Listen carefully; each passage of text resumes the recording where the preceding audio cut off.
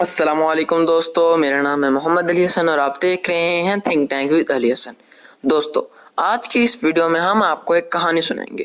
اس کہانی کا نام ہے ایک سنہرا راجہنس۔ تو شروع کرتے ہیں اپنی کہانی۔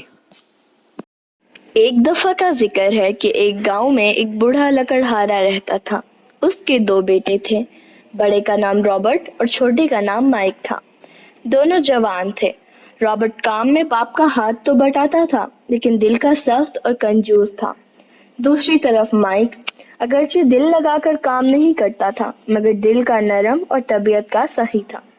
ایک دن لکڑہارا بیمار ہو گیا۔ اس نے رابرٹ کو بلایا اور اپنا کلہاڑا دے کر کہا کہ جنگل جا کر کچھ لکڑیاں کاٹو تاکہ کھانے پینے کے سامان کا بندوبست ہو سکے۔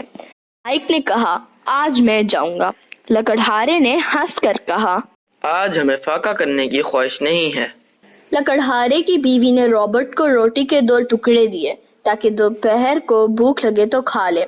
رابرٹ نے بوڑھے باپ کا حوصلہ بڑھایا اور کلہاڑا لے کر جنگل کی طرف چل پڑا۔ وہاں اس نے ایک تنا درخت کاٹنے کے لیے منتخب کیا۔ اس نے کلہاڑا اٹھایا اور تنے پر ضربیں لگانے لگا۔ تنا کافی مضبوط اور موٹا تھا۔ رابرٹ دیر تک اس پر کلہاڑا چلاتا رہا۔ تھک جاتا تو تھوڑی دیر سستا لیتا اور پھر کام شروع کر دیتا۔ ہوتے ہوتے دوپہر ہو گئی، ابھی کام باقی تھا۔ رابرٹ نے سوچا کہ مزید کام کرنے سے پہلے تھوڑی سی روٹی کھا لی جائے، لہٰذا اس نے اپنی پوٹلی سے روٹی کا ایک ٹکڑا نکالا اور کھانے لگا۔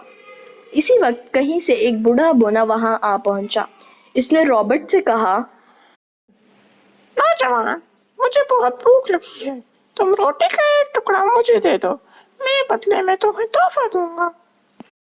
رابرٹ نے کہا، جاؤ جاؤ، کسی اور کے آگے ہاتھ پھیلاؤ، ایسے ہی تحفے لیے پھرتے ہو تو انہیں بازار میں بیچ کر روٹی کیوں نہیں خرید لیتے؟ رابرٹ کی بات سن کر بونا بہت مایوس ہوا اور جنگل میں غائب ہو گیا۔ روٹی کھانے کے بعد رابرٹ نے دوبارہ درخت کاٹنا شروع کیا، لیکن پہلی ضرب لگاتے ہی کلہاڑا لکڑی پر سے پھسلا اور رابرٹ کے ہاتھ سے نکل کر گھومتا ہوا سیدھا اس کے گھٹنے سے آ ٹکرایا۔ رابرٹ ٹانگ پکڑ کر وہیں بیٹھ گیا۔ درد کے مارے اس کا سر چکرانے لگا۔ اب نہ تو وہ کام کر سکتا تھا اور نہ ہی وہاں سے اٹھ کر گھر جا سکتا تھا۔ بے بسی کے عالم میں وہیں بیٹھا درد سے کرہاتا رہا۔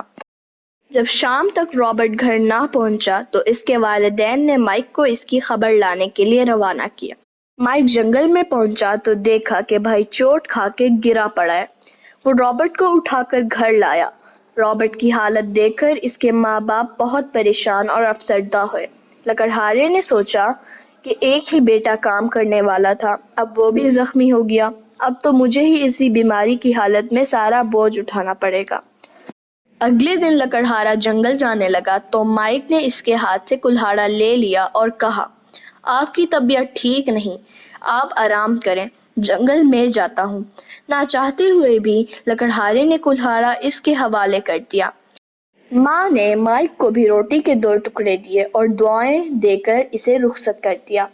مائک کلہاڑا لیے اسی درخت کے پاس پہنچا جسے کل رابرٹ کاٹ رہا تھا اور کام شروع کر دیا۔ دوپہر ہوئی تو وہ روٹی کھانے بیٹھا۔ اتنے میں وہی بونا دوبارہ نمودار ہوا اور مائک سے کہا، نوجوان، مجھے بہت بھوک لگی ہے، اگر تم روٹی کا ایک ٹکڑا مجھے دے دو تو۔ اس کی بات مکمل بھی نہ ہوئی تھی کہ مائک نے کہا، ہاں ہاں بابا، ایک کیا تم دونوں ٹکڑے کھا لو، لگتا ہے تم نے بہت دیر سے کچھ نہیں کھایا۔ بونا جلدی سے دونوں ٹکڑے کھا گیا۔ کھانے کے بعد اس نے مائک کا شکریہ ادا کیا اور کہا، بیٹا، اس درخت کو چھوڑو، آؤ میں تمہیں ایک اور درخت دکھاتا ہوں، اسے کاٹو گے تو تمہیں فائدہ زیادہ ہوگا۔ مائک تھوڑی دیر سوچنے کے بعد راضی ہو گیا۔ بونا اسے ایک درخت کے پاس لایا اور کہا، اسے کاٹو اور جو بھی ملے اسے اپنا انعام سمجھ کر رکھ لو۔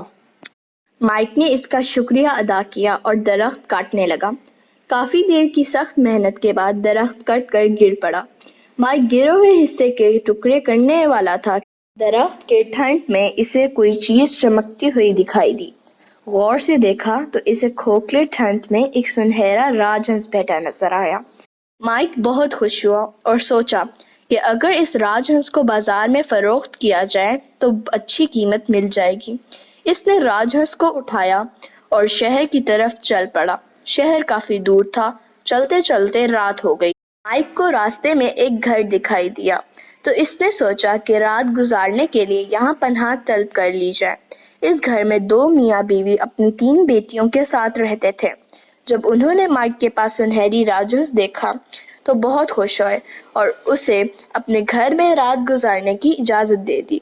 رات کو جب مائک سو رہا تھا، بڑی لڑکی راج ہنس کے پر چرانے کی نیت سے آئی، مگر جب اس نے راج ہنس کو ہاتھ لگایا تو اس کا ہاتھ وہیں چپک کے رہ گیا۔ اس نے بہت کوشش کی مگر ہاتھ الگ نہ کر سکی۔ اتنے میں دوسری بہن اسے دیکھنے کے لیے آئی۔ اس نے بڑی بہن کے کندھے پر ہاتھ رکھا تو خود بھی اس کے ساتھ چپک گئی۔ اسی طرح جب تیسری بہن ان کی خیریت معلوم کرنے آئی تو دوسری بہن کے پہلو سے چپک گئی۔ صبح اٹھ کر جب مائک نے تینوں بہنوں کو راج ہنس کے ساتھ چپکے ہوئے دیکھا تو بہت حیران ہوا۔ خیر، اسے بازار جانے کی جلدی تھی، لہٰذا اس نے سنہرے راج ہنس کو اٹھایا اور چل پڑا۔ تینوں لڑکیاں بندھی بندھی اس کے پیچھے چلنے لگیں اور ان کے پیچھے پیچھے ان کے ماں باپ شور مچاتے ہوئے آنے لگے۔ وہ بازار پہنچے تو سب کی نگاہوں کا مرکز بن گئے۔ تجسس کے مارے ایک آدمی نے چھوٹی لڑکی کو چھوا تو وہ بھی اس کے ساتھ چپک گیا۔ چند اور آدمیوں کے ساتھ بھی ایسا ہی ہوا۔ اب ایک لمبی قطار راج ہنس سے چپکی ہوئی ماں کے پیچھے پیچھے چل رہی تھی اور چپکنے والے چیخ چیخ کر دوسروں کو منع کر رہے تھے کہ وہ دور رہیں ورنہ وہ بھی پھنس جائیں گے۔ شہر کے وسط میں شاہی محل تھا جہاں بادشاہ اپنی ایک لوتی بیٹی کے ساتھ رہتا تھا۔ شہزادی بہت اداس رہتی تھی۔ کبھی کسی نے اسے مسکراتے ہوئے نہ دیکھا تھا۔ بادشاہ نے اعلان کر رکھا تھا کہ جو کوئی اس کی بیٹی کو ہنسائے گا اسے منہ مانگا انعام دیا جائے گا۔ اتفاق سے اسی وقت شہزادی شاہی محل کی بالکنی میں کھڑی باہر کا منظر دیکھ رہی تھی۔ اس نے جب ایک سنہری راج ہنس والے نوجوان کے پیچھے لوگوں کی قطار دیکھی تو معلوم کیا یہ قصہ کیا ہے۔ ایک کنیز نے اسے سارے احوال سے آگاہ کیا۔ شہزادی دلچسپی کے ساتھ یہ منظر دیکھنے لگی۔ بندھے ہوئے لوگ مائک کے نقش و قدم پر چل رہے تھے۔ جدھر وہ مڑتا انہیں بھی اسی طرف مڑنا پڑتا۔ کبھی کوئی پھسل جاتا اور کبھی کوئی لڑک جاتا۔ یہ دیکھ کر شہزادی کی ہنسی چھوٹ گئی۔ بادشاہ کو شہزادی کے ہنسنے کی اطلاع ملی تو اسے یقین نہ آیا۔ بہرحال اس نے ساری کہانی سننے کے بعد مائک کو شاہی محل کے دروازے پر بلوایا اور اس سے کہا، نوجوان، ان لوگوں کو آزاد کر دو۔ تم نے میری بیٹی کو ہنسایا ہے، اس کے بدلے تم جو مانگو گے ملے گا۔ مائک نے کہا، جہاں پناہ، اگر آپ مجھے کچھ دینا ہی چاہتے ہیں تو اپنی بیٹی کا ہاتھ دے دیجیے، میں اسے ساری عمر ہنساتا رہوں گا۔ بادشاہ نے کہا، مجھے منظور ہے، اب تم ان لوگوں کو آزاد کر دو۔ مائک نے سنہری راج ہنس کے کان میں سرگوشی کی، پیارے راج ہنس، بہت ہو چکا، اب تم ان لوگوں کو آزاد کر دو تو میں تمہیں آزاد کر دوں گا۔ راج ہنس نے اپنی آزادی کا وعدہ سنا تو سب لوگوں کو آزاد کر دیا۔ لوگوں نے ہاتھ ملتے ہوئے مائک کا شکریہ ادا کیا اور وہاں سے چلے گئے۔ مائک نے سنہری راج ہنس کو بھی ہوا میں اچھالا۔ راج ہنس نے اپنے سنہرے پر کھولے اور اڑتا ہوا سب کی نگاہوں سے اوجھل ہو گیا۔ شہزادی کی شادی مائک سے کر دی گئی۔